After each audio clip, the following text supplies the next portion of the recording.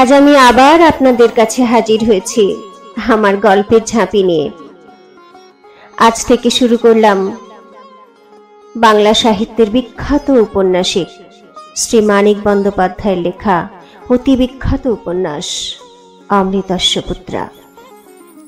গল্পটি সাধু ভাষায় লেখা হলেও আমি আপনাদের চলিত ভাষায় করে শোনাব, কারণ আমার কাছে এমন আর্জি এসেছে যে অনেকেই সাধু ভাষায় বুঝতে পারে না, তাদের অসুবিধে হয়।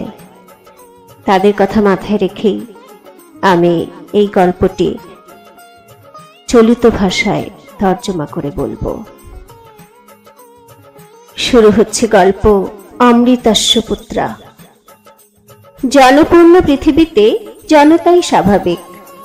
মানুষের মধ্যে সমাজ গঠনের প্রবৃত্তি স্বাভাবিক হলেও অনেকগুলো মানুষ মিলে একসঙ্গে জমাট বাঁধবার আর নিঃশ্বাস, গায়ের গন্ধ, সংক্রামক রোগ, কড়া কথা এইসব আদান প্রদান করবার স্বাদ মানুষের কেন থাকবে? সে কথাটা যারা ঘরের কোনায় বসে ছাপানো কাগজের পাতা থেকে দু চোখ দিয়ে জ্ঞান শুষে শুষে হয় মানবতত্ত্ববিদ, তাদের বিবেচ্য। পিঁপড়েও ভিড় জমায়, কেবল গুড়ের চারদিকে নয়, সকলে মিলে সকলের চেষ্টায় যাতে সকলে বাঁচতে পারে সেই জন্য। পাখা ওঠার পর একা একা পাখায় ভর দিয়ে পিঁপড়ে তাই স্বর্গে যায়। যেখানে যত বেশি মানুষ, যত বেশি জমাট বাঁধে, আর প্রত্যেক দিন যত বেশি উপলক্ষে যত বেশি জনতা হয়ে আসে মানুষের প্রাত্যহিক জীবনের অঙ্গ, সেখানটা তত বড় শহর। স্কুল কলেজে ক্লাস বসে রোজ, 10টায় খোলে আপিস, সভা সমিতির অধিবেশন হয় হরদম। খেলার মাঠে 10, 20, 25 রকমের খেলা বাদ যায় না একদিনও। প্রত্যেকটা সিনেমায় প্রত্যেক দিন একটি প্রবেশপত্র কিনতে চায় 10 জনে। রেস্তোরাঁয় চা চপ খায় সকলে। কাফেরি উমুকে 2-1টা ভঙ্গুর বোতলের অবাস্তবতার স্বর্গে উঠে প্যাডোচ্চ মধ্যা সমতল বক্ষা উর্বশীর সঙ্গে নাচে অনেকেই। বাজারে চলতে থাকে আলু পটল বিক্রি, দাওয়ায় বা বাইরের ঘরে চলতে থাকে আড্ডা। অন্তঃপুরে একটা মানুষের 10 ভাগের 1 ভাগ থাকতে পারে যে স্থানটুকুতে, সেখানে বাস করে 10 জন। 10 জনের একজনও পুরো মানুষ নয়, তাই রক্ষা। হয়তো মানুষই নয়। অনুপম আর শঙ্কর দুজনেই কলেজ যাচ্ছিল। অনুপম যাচ্ছিল বাসে আর শঙ্কর যাচ্ছিল বাড়ির মোটরে, একটা প্রকৃত ও প্রকাণ্ড চৌমাথায়। চারদিকে 4টি পথবাহী গাড়ি ঘোড়া ও মানুষের দ্রুতগতির মধ্যেই যেখানে প্রগতির লক্ষণ খুঁজে পাওয়া যায়, আর যেখানে কাগজ ফেরিওয়ালাদের বগলে 2-4 পয়সা দামের সংবাদরূপী বিশ্বকে কিনতে পাওয়া যায় 2-4 পয়সা দাম দিয়ে, সেই চৌমাথায় লাল আলোর ইঙ্গিতে বাস আর মোটরটি পাশাপাশি থেমে গেল। প্রকাণ্ড দোতলা বাস। বসবার আসনগুলি বাদ দিলে একটি পরিবারের চমৎকার বাসগৃহ হতে পারে। অনুপম কোণে বসে নেই, নিচের তলায় মাঝখানের একটি আসনে কোণঠাসা অবস্থায় জানলা দিয়ে চেয়েছিল পথের দিকে। মোটরটির পিছনের সিটে ট্রাউজার ঢাকা 2 হাঁটুর উপর কনুই আর কামানো গালে হাতে তালু রেখে বসেছিল শঙ্কর, আর তার পাশে বসেছিলেন তার 73.5 বছরের ঠাকুর দাদা বীরেশ্বর। কয়েক হাত তফাতে বাসের জানলায় অনুপমের মুখখানি দেখে ঠাকুর দাদা বীরেশ্বর চিনতে পারলেন। ডেকে বললেন, অনুপম না? ও অনুপম! চোখাচোখি হয়েছিল কয়েক সেকেন্ড আগেই। বাসের জনতার অজ্ঞাতবাসী অনুপম মানুষ চেনার ব্যাপারে একটু কাঁচা। এতগুলি মানুষের মধ্যে এতক্ষণ সে যে নিজেকে স্বতন্ত্র, একা, অসহায় আর ছেলে মানুষ বলে ভাবতে ভাবতে চেনা জগতের কাছে অজ্ঞাতবাসীর নিজেকে অচেনা করে রাখবার মতো নিজের মনের সুপরিচিত অংশটুকুর কাছে নিজেকে অপরিচিত করে তুলছিল। বছর 3 আগে দেখা একজন বুড়োকে এতকাল পরে চোখে দেখা মাত্র মনে পড়ার মানসিক প্রক্রিয়াটিকে সে ভাবনা একটুও প্রশ্রয় দেয় না। অনুপম বলল, আপনি কে? বীরেশ্বর ব্যস্ত হইয়া বললেন, আগে নেমে আয়, তারপর বলছি আমি কে। নাম, নাম, শিগগির নাম। জীবনে আর কখনো তো এমন ঘটনা ঘটেনি।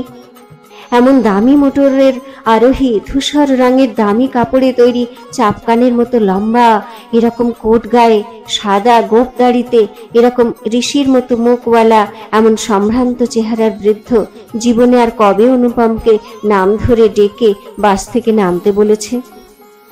যানবাহনের গতি নিয়ামক যন্ত্রের লাল আলো এতক্ষণে নীল রঙে পরিবর্তিত হয়ে যাওয়ায় বাস চলতে আরম্ভ করেছিল। অনুপম নামবার চেষ্টা আরম্ভ করে দিল। মানুষ ঠেলাঠেলি করে বাস থেকে নামবার অভ্যাস তার অনেক দিনের। তবু মোড়ের অন্য প্রান্তে পৌঁছানোর আগে মাটিতে পা দেওয়া সেও সম্ভব করে তুলতে পারল না।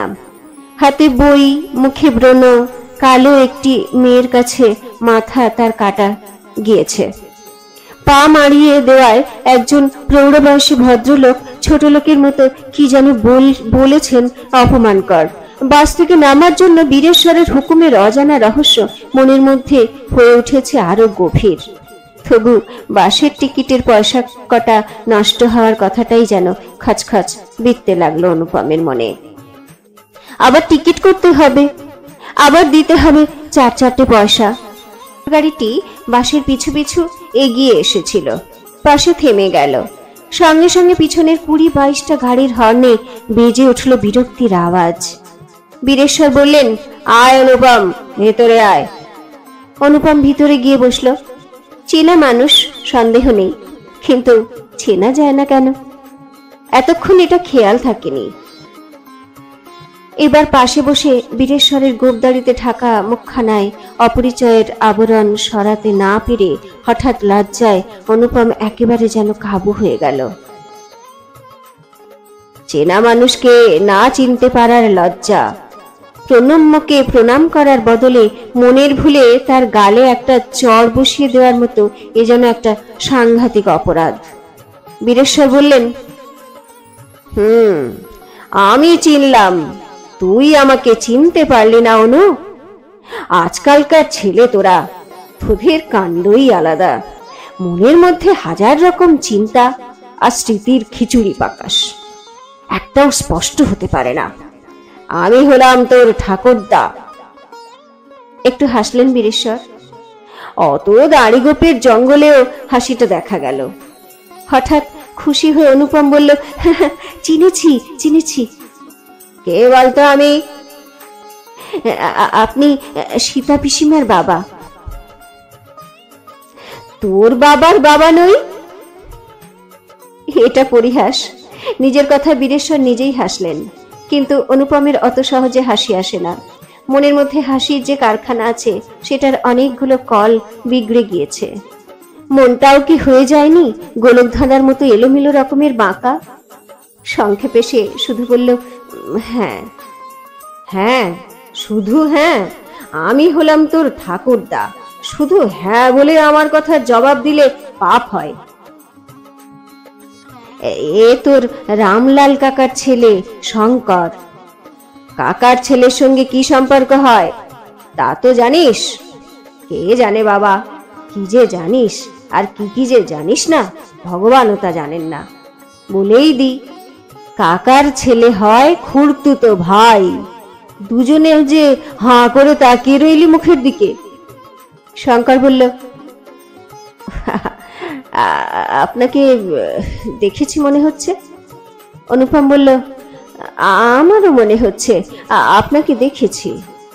শঙ্কর বলল, আপনার কোন ইয়ার? অনুপম বলল, 4th ইয়ার সায়েন্স। আপনার? শঙ্কর বলল, আমারও 4th ইয়ার আর্টস। বীরেশ্বর দুজনের আলাপ শুনছিলেন। হঠাৎ ড্রাইভারকে গাড়ি ঘুরিয়ে বাড়ি ফিরবার হুকুম দিলেন। শঙ্কর ব্যস্ত হয়ে বলল, কলেজ যাব না? বীরেশ্বর গম্ভীর মুখে বললেন, চলে যাক তোর কলেজ। বাড়ি ফিরে দুজনকে একটা ঘরে ঢুকিয়ে তালা বন্ধ করে দেব। যতক্ষণ আপনি আপনি করে তোরা কথা বলবি, তালা খুলবো না। আমার নাতি তোরা, ভাইকে আপনি বলতে লজ্জা করে না তোদের? বয়সের কত তফাৎ জানিস তোদের? 21 দিন। তাদের মধ্যে কে 21 দিনের বড়, কে 21 দিনের ছোট, বীরেশ্বরকে এ প্রশ্ন জিজ্ঞাসা করবার স্বাদ অনুপমেরও দেখা গেল না, শঙ্করেরও দেখা গেল না। বাসের 4টে পয়সা নষ্ট হওয়ার শোক অনুপমের মনে মিলিয়ে গিয়েছিল, কিন্তু কলেজ না গেলে যে পার্সেন্টেজগুলো আজ নষ্ট হবে সে অপচয় তার কাছে আরো শোচনীয়। অসুখে ভুগে তার অনেক পার্সেন্টেজ নষ্ট হয়েছে। নন কলেজিয়েট হয়ে পরীক্ষা দিতে হলে দুঃখের সীমা থাকবে না অনুপমের, 10টা টাকাও বেশি লাগবে। তবু প্রতিবাদ করার বদলে সে চুপ করে রইল। বাড়ি ফিরে চলল যে পথে এসেছিল সেই পথে। ক্ষতির ভাবনাকেই আজ অনুপমের উপভোগ্য মনে হচ্ছে। জীবনে একদিন বেহিসেবি কাজ করে লোকসান হয়েছে বলে জীবনটা কি একদিনের জন্য ধন্য হয়ে যাবে না? কলেজের পার্সেন্টেজের ক্ষতির চেয়ে বড় রকম একটা ক্ষতি আজ হতে পারে না? পকেটে একটা 10 টাকার নোটও নেই যে রাস্তায় ছুঁড়ে ফেলে দিয়ে ক্ষতিগ্রস্ত হয়। পকেটে হাত ঢুকিয়ে নস্যের কৌটোটা বার করে আনতে গিয়ে আবার খালি হাতটাই অনুপম বার করে আনলো। সে জানে এ সাময়িক বৈরাগ্য নয়, অস্থায়ী পাগলামি। মন অস্থির হলে এরকম হয়, নস্যের ডিবা ছুঁড়ে নয়। মানসিক অস্থিরতা চরমে উঠে কত মানুষের কাছে সন্ন্যাসী হওয়া সহজ করে দিয়েছে। বড় 3তলা বাড়ি, সামনে ছোট একটা বাগান। শহরের এই অংশ নির্জন ও গম্ভীর, কারণ একটা বাড়িও বাগান বাড়ি নয়। পথের দুদিকের প্রায় সবগুলি সামনে বাগানওয়ালা বাড়ি। বাড়িগুলো যেমনই হোক, বাগানগুলো যেন বেটে বেটে উদ্ভিদের সাজানো গোছানো দোকান। অল্প একটু জায়গায় যতগুলি সম্ভব অরণ্যায়নের প্রতিনিধিকে ঠাঁই দেওয়া হয়েছে। দেখে হয়তো কারো চোখ জুড়ায়। জগতে অন্ধ যত আছে, চোখ থাকতে অন্ধের সংখ্যা তো তার চেয়ে কম নয়। ইতিমধ্যে অনুপম ও শঙ্কর পরস্পরকে তুমি বলতে আরম্ভ করেছিল বলে বোধহয় দুজনকে একটা ঘরে তালাবন্ধ করে রাখার সংকল্প বীরেশ্বরের আর দেখা গেল না।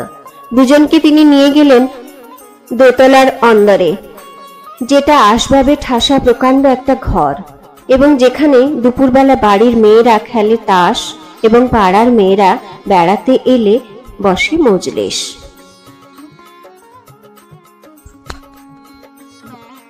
সীতা পিসিমাই আগে এলেন।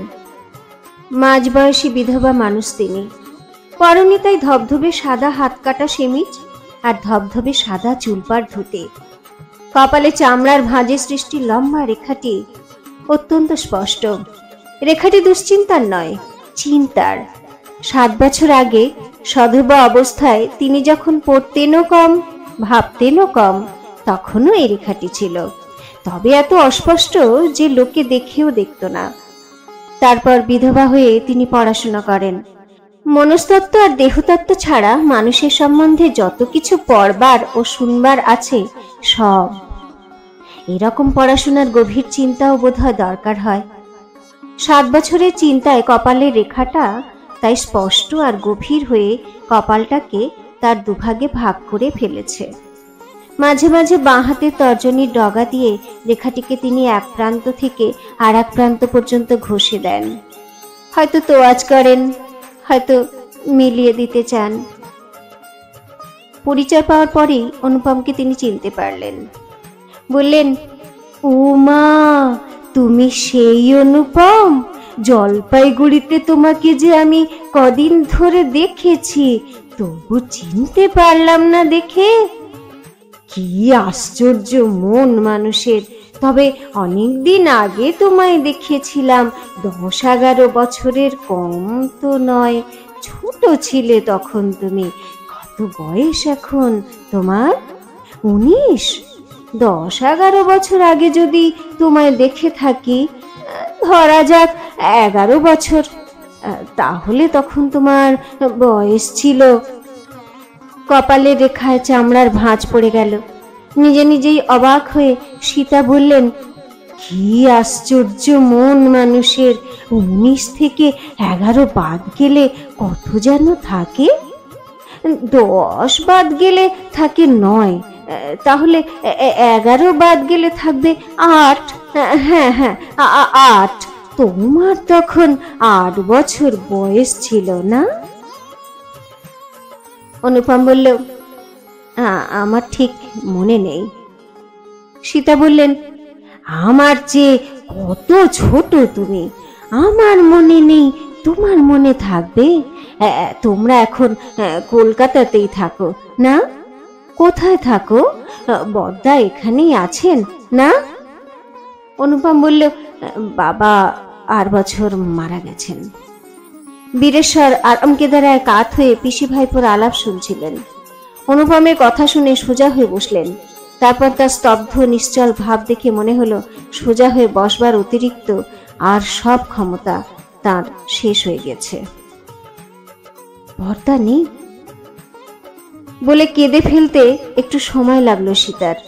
জীবনে একবার মাত্র কয়েকদিনের জন্য যে ভাইকে তিনি চোখে দেখেছিলেন, সেই কয়েকদিনের মধ্যে একবারও যার কাছে ছোট বোনের মতো ব্যবহার পাননি, যে ধরতে গেলে একরকম অজানা, অচেনা, অপরিচিত মানুষ, 8 বছর সে মারা গেছে এ খবর পাওয়ার সঙ্গে সঙ্গে কেউ কি কাঁদতে পারে? চেয়ারে বসে সীতা কাঁদতে লাগলেন, আর বীরেশ্বর চুপচাপ শুধু বসে রইলেন। 21 বছর বয়সে যে ছেলে জন্ম নিয়েছিল, আর 25 বছর বয়সে যে ছেলের সঙ্গে তার হয়েছিল বিচ্ছেদ, আজ 73 বছর বয়সে পাওয়া গেল তার মৃত্যু সংবাদ সেই ছেলেরই ছেলের মুখে। পুত্রশোকের অভিজ্ঞতা বীরেশ্বরের ছিল না। 73 বছরের জীবনে অনেক পিতাকেই তিনি পুত্রশোক পেতে দেখেছেন বটে, কিন্তু পরের শোক দেখে এমন ভয়ানক ব্যাপারের অভিজ্ঞতা কি মানুষের হয়? শঙ্কর ঘরে ছিল না। পিতামহ ও পিসিমার মুখের দিকে একবার চেয়ে অনুপম মাথা নিচু করে বসে রইল। বীরেশ্বরের স্তব্ধ ভাব দেখে আর সীতার মৃদু কান্না শুনে হঠাৎ তার মনে জ্বালা ধরে গিয়েছে। আপনজনেরা এই প্রকাণ্ড অট্টালিকায় এত দামি আসবাবপত্রে সাজানো ঘরে বসে তার বাবার মরণের খবরে এদের কাতর হবার অধিকার কি আছে? কেবল ওই অর্গানটা বেচে সেই টাকায় চিকিৎসা হলে তার বাবার যখন না মরবার সম্ভাবনা ছিল। একে একে বাড়ির অন্য সকলে ঘরে আসতে থাকে। শঙ্কর, তার মা, শঙ্করের 3টি বোন ও ছোট একটি ভাই, শঙ্করের এক মামা এবং এ বাড়িতে আশ্রিত ও আশ্রিতা 3টি দুঃসম্পর্কের মানুষ। আর আসে 7-8 বছরের একটি ছেলে। শঙ্করের বড় বোনটি যখন বছরখানেক আগে মারা গিয়েছিল, তার এই ছেলেটি তখন মানুষ হতে এসেছিল মামার বাড়ি। দুমদাম শব্দে পা ফেলতে ফেলতে ঘরে ঢুকে ছেলেটি সকলের ভাবভঙ্গি দেখে থমকিয়ে দাঁড়িয়ে পড়ল। সীতার কান্না সকলকে যেন নির্বোধ ও নিশ্চল পুতুলে পরিণত করে দিয়েছে। কেউ জানে না ব্যাপারখানা কি, তবু সীতার মতো মাঝবয়সী নারীর এরকম মৃদু ও মার্জিত কান্নার যে বড় রকমের একটা কারণ থাকে, এটুকু তো সকলেই বোঝে। তাছাড়া ঘরের আবহাওয়াটা যেন কেমন বিগড়ে গেছে। একটি অপরিচিত যুবকের উপস্থিতি, সীতার শোক আর বীরেশ্বরের স্তব্ধ ভাব ছাড়া আরো কি যেন একটা শোচনীয় রকমের খাপছাড়া বিষাদ ঘরের মধ্যে সৃষ্টি করে রেখেছে সহজবোধ্য অস্বাভাবিকতা। শঙ্করের স্বর্গীয়া দিদির ছেলেটি একবার চারিদিকে চোখ বুলিয়ে হেসে ফেলল। এইরকম স্বভাব ছেলেটার। খাপছাড়া কিছু দেখলেই সে হাসে। ছোট বড় যত কিছু অসঙ্গতি আছে জগতে, সব যেন তাকে সুড়সুড়ি দেয়। শঙ্করের মা বললেন, ও কি সতু, ছি। শঙ্কর বলল, ফের যদি হাসবে তো কান মলে লাল করে দেব। হুমকিতে থামবার মতো হাসি সতু হাসে না। মামার বাড়িতে মা মরা ছেলেকে কে মারবে? হুমকি যে শুধু হুমকি সে তা জানে, তাই হাসি তার থামে না, কিন্তু তার হাসির চাপে সীতার কান্না বন্ধ হয়ে যায়। সতু নাগালের মধ্যেই এসে দাঁড়িয়েছিল। হাত বাড়িয়ে তাকে কাছে টেনে অনুপম বীরেশ্বরকে জিজ্ঞাসা করল, এই ছেলেটিকে? আর এক পা সামনে এগিয়ে শঙ্করের মা সীতাকে জিজ্ঞেস করলেন, কি হয়েছে ঠাকুরজি? অনুপমের কথার জবাবে বীরেশ্বর বললেন, ও শঙ্করের দিদি মাধুরীর ছেলে। 8 বছর মাধুরী মারা গেছে। শঙ্করের মার কথার জবাবে সীতা বললেন, বৌদি, বরদা আর বছর মারা গেছে। ঘরের এতগুলি লোকের সকলের মধ্যে কম বেশি ফাঁক ছিল। অনুপম সতুকে কাছে টেনে নিল। তাদের একজনের মা ও অপরজনের বাবার মৃত্যুতে এতগুলি দুঃখিত মানুষের মধ্যে ওরা পৃথক হয়ে যেতে চায়, দুইজনে একসঙ্গে। কিছুক্ষণের জন্য তাই তারা গেল। হাত ধরে উপরে টেনে অনুপমকে নিয়ে সতু হয়ে গেল উধাও। বেশি দূরে কোথাও নয়, পাশের ঘরে, যে ঘরে সতুকে বুকে করে সীতা ঘুমান। বুকে অবশ্য সতুকে তিনি করেন সে যখন ঘুমিয়ে পড়ে তখন। জেগে থাকলে ওসব সতু ভালোবাসে না, শীতের রাত্রেও না। মানুষের বুক, যার মধ্যে কি একটা আশ্চর্য যন্ত্র ঢিপ ঢিপ করে, আর ছোট ছেলেকে নাগালের মধ্যে পেলেই মানুষ যেখানে চেপে ধরে প্রাণপানে, সেই মানুষের বুক। সতু কখনো ওসব বুককে প্রশ্রয় দেয় না। তবে অনুপমের কথা ভিন্ন। আর কোনোদিন তো অনুপম তাকে বুকে পিষবার জন্য ব্যাকুল হয়নি। বুকে পিষে চুমু খেয়ে নাম জিজ্ঞাসা করবার পর অনুপম বুঝতে পারে সতু এক অদ্ভুত রকমের অস্বাভাবিক ছেলে, নতুন টাইপের পাগলা। নাম জিজ্ঞাসা করার জবাবে সতু বলে, নাম জানা, সীতাও আমার সঙ্গে এমনি করে। তা বলি রে, তোমার নাম জিজ্ঞেস করেছি। বলছি, সীতা রোজ এমনি করে। যেটা করে চুমু খেতে দেব বলেছি। দিনে সব শোধ করে নেয়, রাত্রিরে চুপি চুপি ডাকে, সতু ঘুমলি? আমি মটকা মেরে পড়ে থাকি, জবাব দিই না। তারপর আমাকে জড়িয়ে ধরে খালে চুমু খায়। কি বলে জানো? বলে, আরো ছেলেবেলা থেকে যদি পেতাম সতু, তোর মা যদি কবছর আগে মরতো সতু। সোজা স্পষ্ট অনর্গল কথা, বয়স্ক মানুষের পরিষ্কার শুদ্ধ ভাষা। এতটুকু ছেলে মানুষের ছাপ নেই। কি যেন বোঝাতে চায় সতু তাকে, তার সমবয়সী অন্তরঙ্গ বন্ধুর মতো। আজ গ্রেটা গার্বোর ছবি দেখতে না গেলে জীবনটা মাটি হওয়ার মতো অসঙ্গতিপূর্ণ দুর্বোধ্য একটা ব্যাপার। অনুপম কথা বলতে পারে না, বলার সুযোগও ঠিক মতো পায় না। সতু পাল্টা প্রশ্ন করে তার নাম জানতে চায়। অনুপম বলে, তোমার নাম আগে বলো, তবে বলবো। বললাম যে নাম। কখন বললে? ওই যে বললাম, রাত্রিরে সীতা চুপি চুপি ডাকে, সতু, ও সতু ঘুমলি? নাম বলবো বলেই তো কথা বললাম। তোমার একদম বুদ্ধি নেই। তাই মনে হয় অনুপমের। মনে হয় এই বয়সেই মনোবিকারের ফলে বুদ্ধির এমন বিকাশ ঘটেছে ছেলেটার যে তুলনায় তার নিজের বুদ্ধি বলে কিছু নেই। যা আছে সেটা শুধু বোকামি গোপন করার কায়দা। সীতা এলে বললেন, তোমরা এ ঘরে বসে চুপি চুপি গল্প করছো? কি আশ্চর্য মন মানুষের! আমি ভাবলাম দুজনে গেল কোথায়। এটা আমার শোবার ঘর, আমি আর সতু ওই খাটে শুই। আমি ছাড়া কারো কাছে ও শুতে পারে না। একবার আমার জ্বর হয়েছে, ডাক্তার কাছে শুতে বারণ করলে ও শুলো গিয়ে তোমার বৌদির কাছে।